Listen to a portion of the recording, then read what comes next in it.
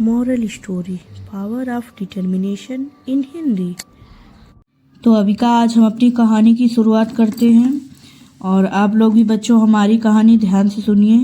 बच्चों को कहानी सुनने में बहुत मज़ा आता है और हम अपनी कहानी की शुरुआत करते हैं। आज की कहानी का टाइटल है हाथी और उसके दोस्त। तो कहानी शुरू करते हैं। सीमापुर गांव के पास एक बड़ा सा जंगल था। उस गांव में बहुत सारे जंगली जानवर रहते थे। उसी जंगल में एक अकेला हाथी भी रहता था जिसके साथ कोई भी दोस्ती नहीं करना चाहता था। वह अकेला हाथी दोस्तों की तलाश में जंगल में भटकता रहता था।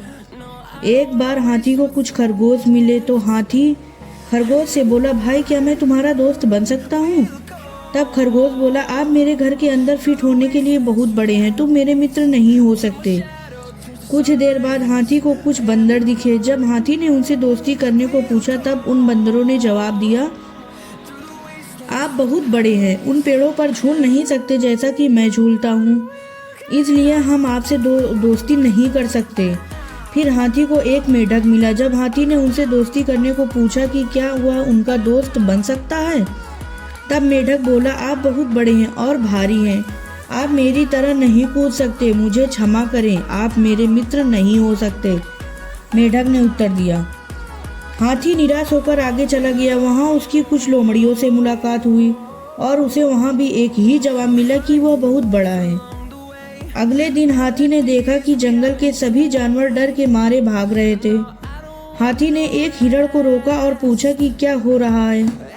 तब हिरण ने बताया कि एक बाघ सभी जानवरों पर हमला कर रहा है। हाथी सभी कमजोर जानवरों को बाघ से बचाना चाहता था।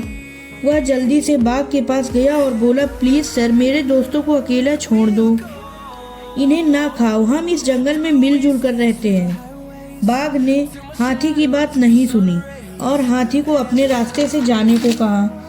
बाघ सुनने को राजी नहीं था। हाथी को कोई अन्य तरीका भी नहीं दिख रहा था। हाथी ने बाघ को जोर से लात मारी थी और बाघ डर के मारे वहां से भाग गया। हाथी ने कैसे अपनी बहादुरी से बाघ को भगाया यह देखकर सभी जानवर एकजुट हो गए और खुशी के मारे हाथी को अपना दोस्त बना लिया। तो बच्चों, हमें इस कहानी से क्या सीख मिलती है? इस कहानी से हमें ये सीख मिलती है, दोस्त सभी होते हैं और दोस्तों की कोई आकृति और आकार नहीं होता। तो जैसे कि हाथी को कोई दोस्त बनाने के लिए तैयार नहीं था क्योंकि हाथी का आकार बड़ा था, तो इसका मतलब ये नहीं कि हाथी सब पर आक्रमण ही करे, हाथी दोस्त बनकर भी रह सकता है। तो हमें दोस्तों इस कहानी से ये सीख मिलती है बच्चों कि हमें कभी भी किसी को हर समय बुरा नहीं समझना चाहिए। हमें ये सोचना चाहिए कि ये अच्छा इंसान हमारा मित्र बन सकता है, चाहे जानवर हो चाहे इंसान हो। तो दोस्तों, हमारी कहानी आपको कैसी लगी आप हमें कमेंट्स में ज़रूर बताइए। Thank you.